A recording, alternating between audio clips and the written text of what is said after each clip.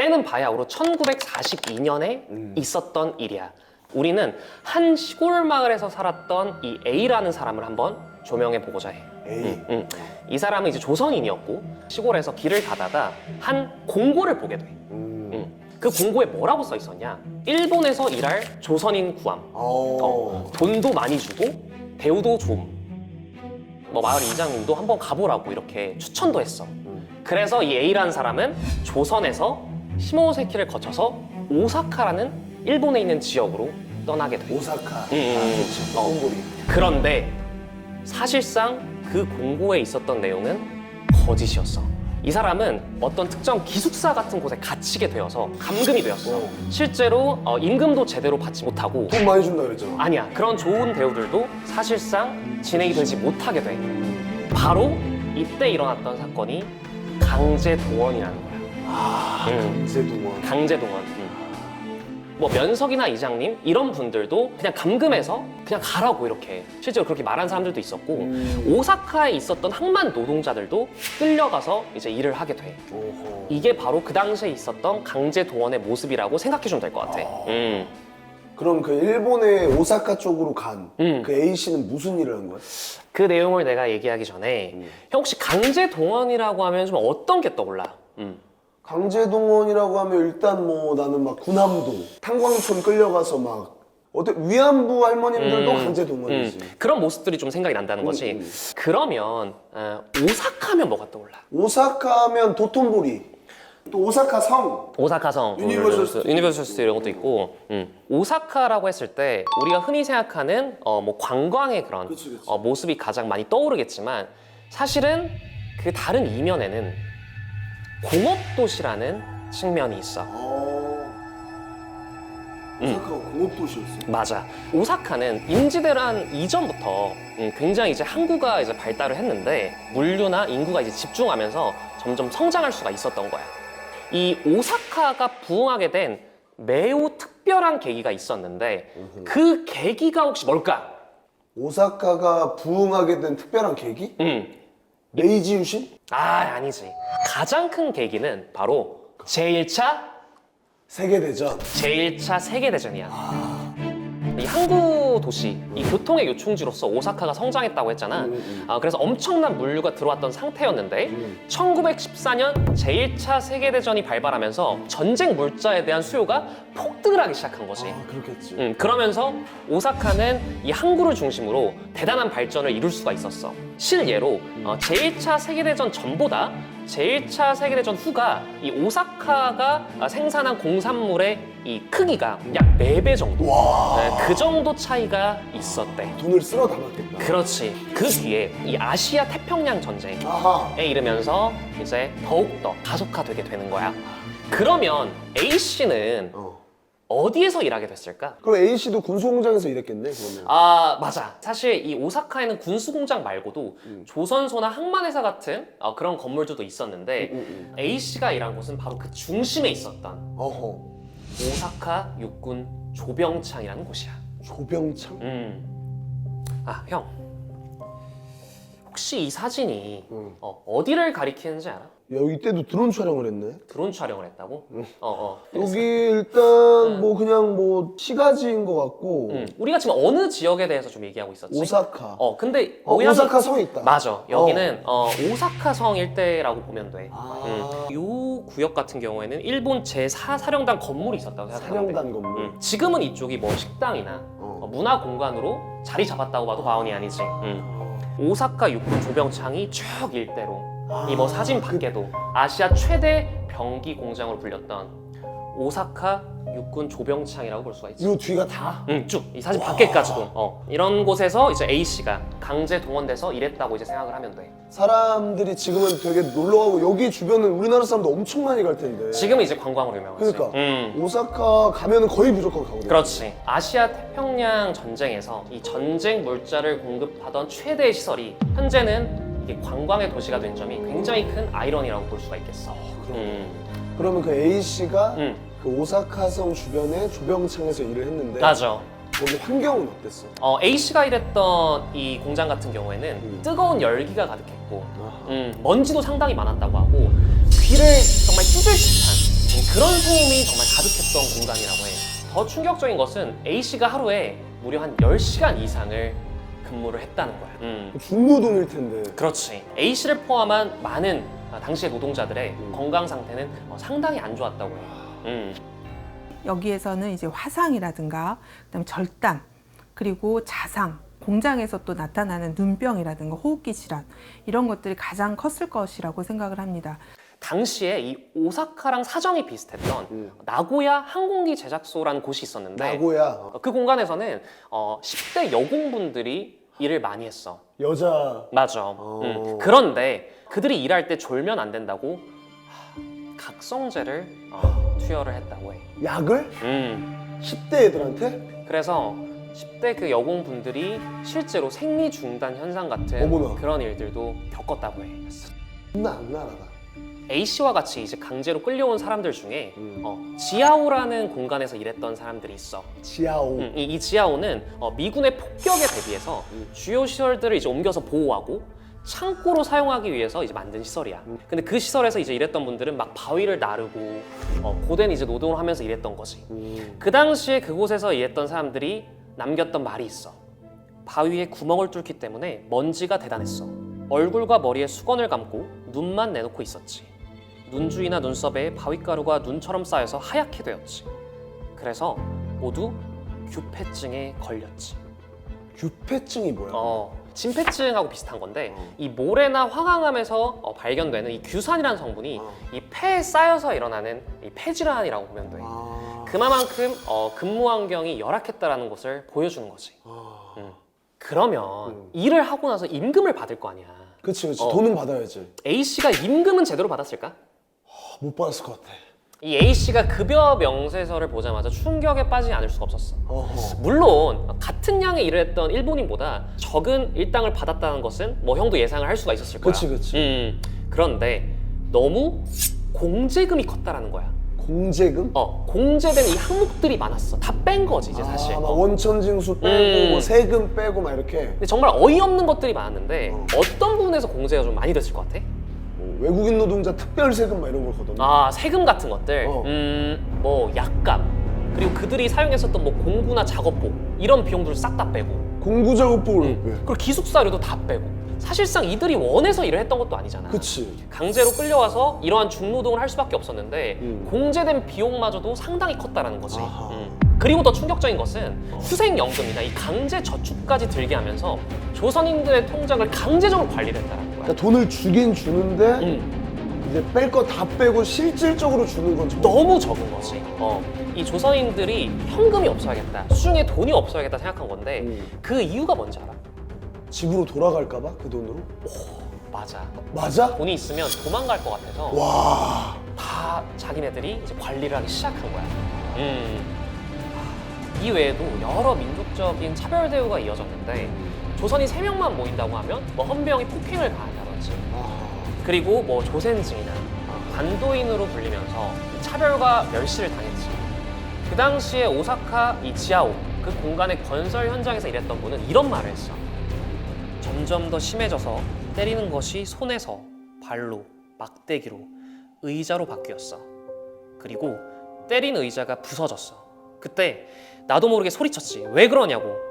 내가 자꾸 반복해서 물으니까 겨우 대답을 하더라고. 그건 조센징이기 때문이라고. 네. 와.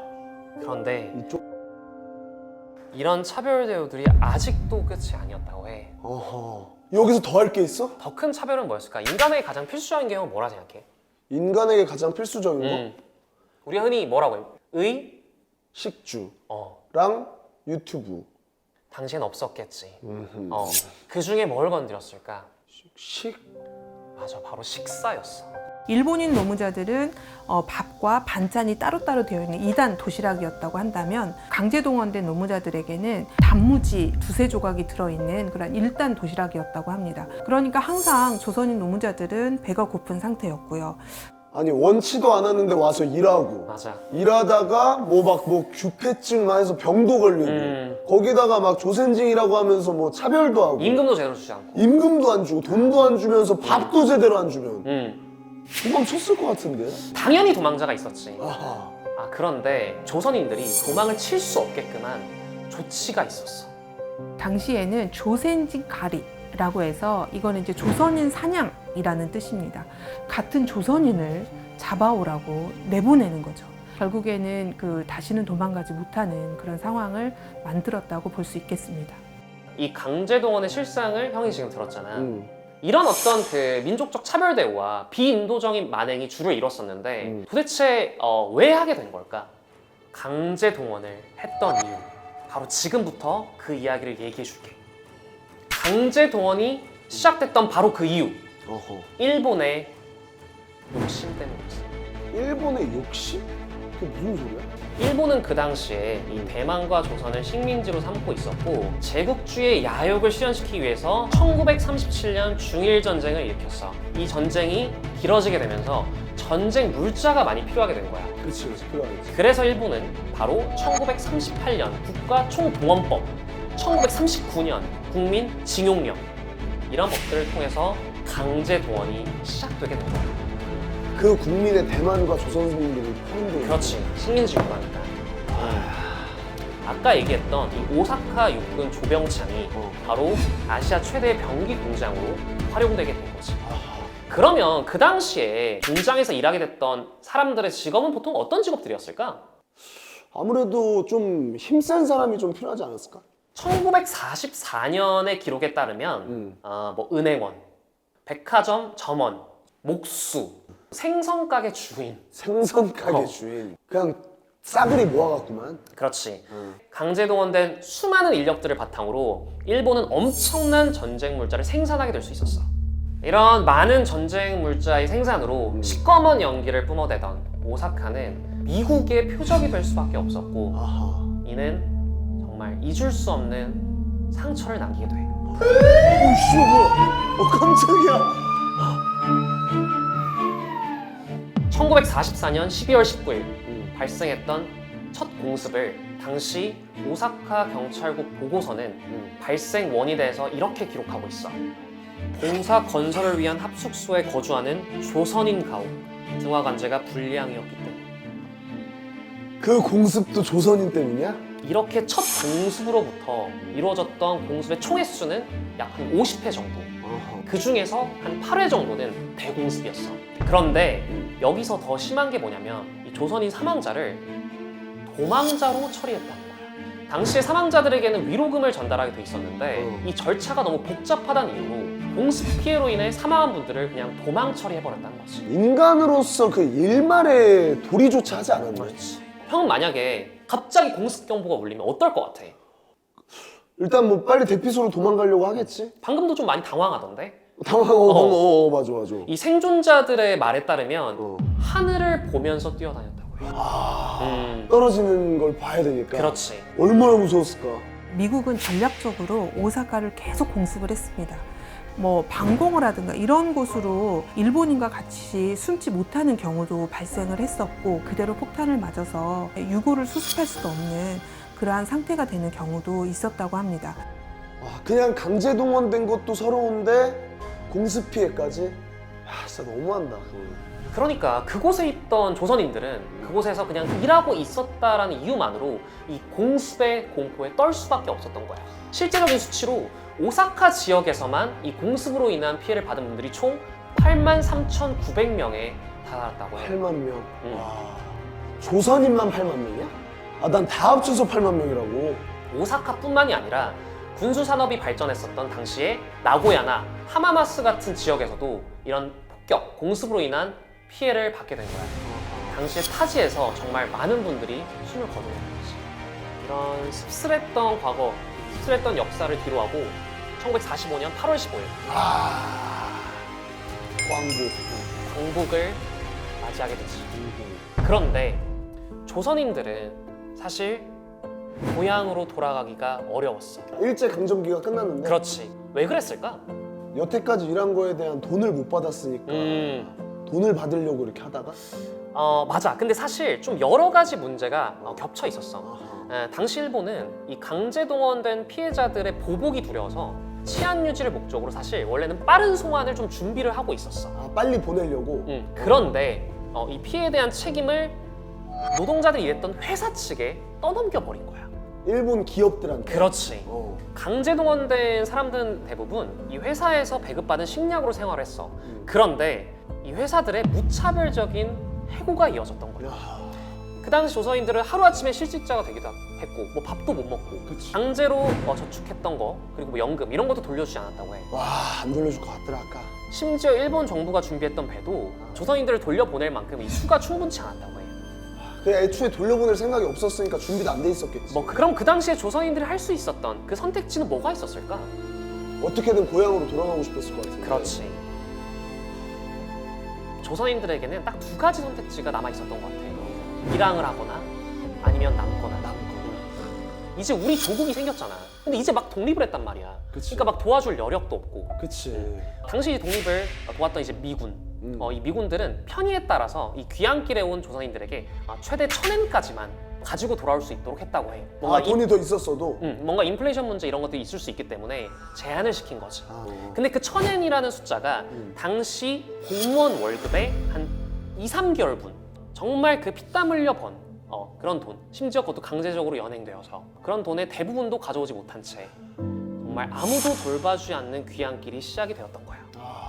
못 돌아오는 사람들도 많았고. 그치, 남거나. 들어오는 사람들마저도 굉장히 빈곤한 상태로 들어왔어야 되고. 그러니까 그 실제로 남는 분들도 되게 많았다고 해. 아, 그것 때문에 다 놓고 올 수가 없으니까. 그렇지. 그러면 그 당시에 그렇게 남게 되었을 때 일본인들은 이 조선인에게 온정, 따뜻한 온정을 베풀 수 있었을까? 아, 아니지. 지금 해온 부분들이 사실은 그런 것과는 거리가 멀잖아. 그치. 오사카 지역에서 남았던 많은 조선인들이 이 차별과 멸시 속에서 살았다고 해. 아, 그렇게 하나둘 모여서 정말 자신들의 민족성을 세우기 위해서 학교도 만들었고 사람들이 모이다 보니까 어떤 시장 같은 것도 형성되었는데 오사카 지역에서 이렇게 만들어진 곳이 바로 스루바시라는 곳이야. 자연스럽게 불하게 만들어줬고. 그렇지. 지금도 이곳에서는 제일 조선인, 교포들, 그리고 후손들까지 남아서 생활하고 있고 스루바시 시장을 찾아가면 한국어 간판이나 한국 식료품 이런 것들을 또 쉽게 찾아볼 수가 있어. 이렇게 서로서로 아픔을 딛고 스스로 성장했던 사례도 있지만 아직도 남아있는 문제가 하나 있어. 형도 만약에 열심히 일했는데 그 임금을 받지 못한다고 하면 지금 그러고 있거든. 어때 기분이? 그거 진짜 개같지. 지금 남아있는 문제가 바로 그 임금 문제야. 야, 그거 짜증나지. 후생연금이나 강제저축의 명목으로 가져갔었던 돈을 아직까지도 돌려주지 않았어. 아, 지금도? 그럼 현재? 지금 이제 돌려주면 되잖아. 그치, 이제 돌려주면 되잖아. 돈도 많은데. 원래도 많은 나라가. 그런데 웃긴 거는 일본이 돌려줄 수 없다라고 하는 거야. 아, 왜? 이런 게 다 나와 있는데? 뭐 일본 기업들도 대체로 우린 모르겠으니까 알아서 해라 라든지 우리 회사의 뿌리가 그 당시 회사는 맞지만 지금은 전혀 다른 회사다 이렇게 얘기를 한다든지 심지어는 아예 그런 적이 없다 이런 기업들도 있다고 해. 와, 그 새끼 일본인인가? 아니다, 내국노 집안인가 보다. 그래서 아직도 일본 은행에는 강제 가입되었던 조선인들의 통장이 정말 많고 그 규모가 총 몇백억에 달한다고 해. 보관돼 있는 통장 규모만? 맞아. 와, 어떻게 이렇게까지 일본은 계속해서 뻔뻔한 주장을 하게 되는 걸까? 형 생각은 좀 어때? 아니 무슨 근거로 그렇게 얘기하는지도 모르겠어. 진짜 개수로 보네. 어쨌든 지금의 한국은 그 당시 일본의 식민지였고 그치. 당시의 식민지법에 따라서 강제 동원해서 일을 시켰는데 이게 왜 잘못이냐? 이렇게 주장을 하는 거야. 아니 식민지 배 자체를 불법으로 볼지 안 볼지 그렇지. 얘기하지. 그러면 그런 식으로 근본을 따질 거면 더 크게 들어간다면. 그치. 그 당시 법뿐만 아니라 애초에 식민 지배 자체가 불공정한 행동이고 그래, 말이 안 되는 애초에, 행동인데 그래. 막말로 자발적으로 참여 이렇게 공고를 보고했다. 타지까지 외국을 나가서 일본까지 가서 그렇지. 그 일을 하게끔 네. 수탈 존나 하고 그냥 식민지 배 존나 했던 그거는 그러면 또 그 기저 자체가 그렇게 말이 되게 안 만든 그렇게 그렇지. 하는 건데 그게 강제동원 아니면 뭐야? 그치 이제 이미 자발성이 퇴색된 거지. 그래 그럼 왜 우겨 그거를 네가? 형 근데 내가 한 건 아니야. 내가 한 건 아니고. 알고 있지, 알고 있지. 내가 한 건 아니고. 그래도 이 제대로 역사를 바라보려는 일본인들도 있어. 1995년에 오사카에서 50주년을 기념해서 여러 가지 사업들을 발표했는데 이때 일본의 한 시민 단체가 일본의 가해 역사도 새겨야 한다는 주장을 발표해서 오, 이런 강제동원 사실들을 새긴 명판이 생기게 되었어. 일본에. 그 중에 한 명판에 어떤 말이 새겨졌는지 지금 내가 그 부분을 읽어줄게. 건설을 위해 강제로 연행된 조선인이 가혹한 노동에 종사하였다. 저는 50주년을 맞이하여 비참한 전쟁을 2번 다시 반복하지 않도록 평화에 대한 염원을 새롭게 하기 위하여 여기에 명판을 설치한다. 1995년 12월 오사카부 이바라키시.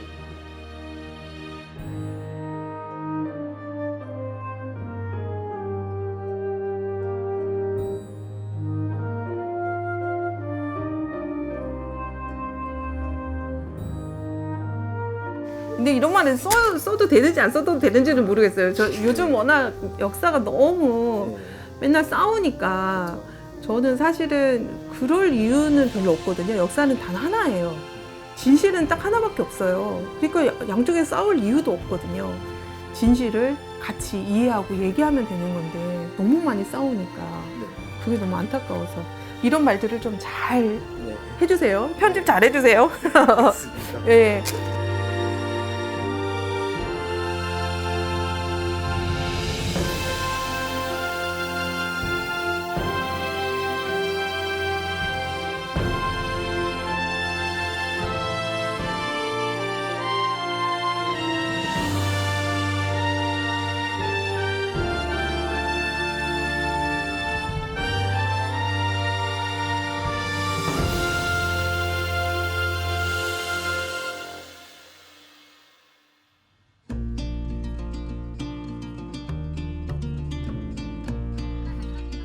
아이씨 그냥 꺼 씨. 아이씨. 에이 크레딧에 올릴게 씨. 고마워 나 간다. 왜 그러냐 진짜. 아 계약 9일간의 대장정이 끝났네요. 예. 뿌듯합니다. 예. 일단 그것도 이제 해외라서 많이 힘들었는데 더 힘들었던 것 같은데 이 대장정 속에 원래 의미를 좀 넣었었는데요. 여러 가지 좀 유령비들도 좀 지나치고 거기에 좀 우리나라 사람들이 알았으면 좋을 지역들도 저희가 좀 추가를 해서 좀 걸었던 것 같은데 여러분들 어떻게 보셨을려나 모르겠습니다. 예. 올라가는 길에 그 저 병원에 있는 위령비나 한번 가시죠. 근데 내가 말을 못해가지고 제대로 못 봤을 거야 아마 사람들이. 예. 메인한 후레아이 그 병원 구석에 이렇게 마련되어 있습니다. 내가 여기 요쯤에서 쉬고 이렇게 해서 여기 아마 보이긴 보였을 거야 화면에 방송하면. 힐수 같은 거 깊네. 야, 저도 방금 자판기에서 꺼낸 것도 하나 올리고 그리고 또 우리나라 본토의 물도 지금 자리가 없어서 옆으로 이렇게 나갑니다. 강제동원 되신 분들 중에서 지진 피해로 인해서 사망하신 6분의 또 그 조선인 분들을 위한 위령비입니다. 예. 여기 그 위에 써져 있는 게 슬픔을 반복하지 않도록 여기에 진실을 새깁니다 라는 뜻이래요. 저기 보이는 골프장에 원래 있었는데 그 나고야 항공기 제작소가 있었던 곳이었는데 지금은 골프장으로 바뀌었죠. 그래서 이제 약간 원래 여기 또 그 강제 동원되신 분들이 일하셨던 곳이기도 하고 공사하면서 이거를 없애려고 하다가 병원에서 주차장에 그 한 켠이라도 제공을 해주셔가지고 이렇게 좀 옮겨가지고 지금은 여기에 있다고 합니다. 예. 저는 일본 여행을 오지 말자, 일본 여행을 오자 이게 아닙니다. 우리나라 사람들이 일본을 정말 많이 여행을 오고 저도 일본 문화를 굉장히 좋아하는 대한민국 사람 중에 한 명으로서 이런 것들도 좀 알고 가면 좋지 않을까라는 의미로 이렇게 또 저희가 기획을 했으니까 우리 여러분들 이번 우리 워킹의 일본 대장정을 계기로 그런 것들을 좀 많이 알고 가시면 좋지 않을까 싶습니다.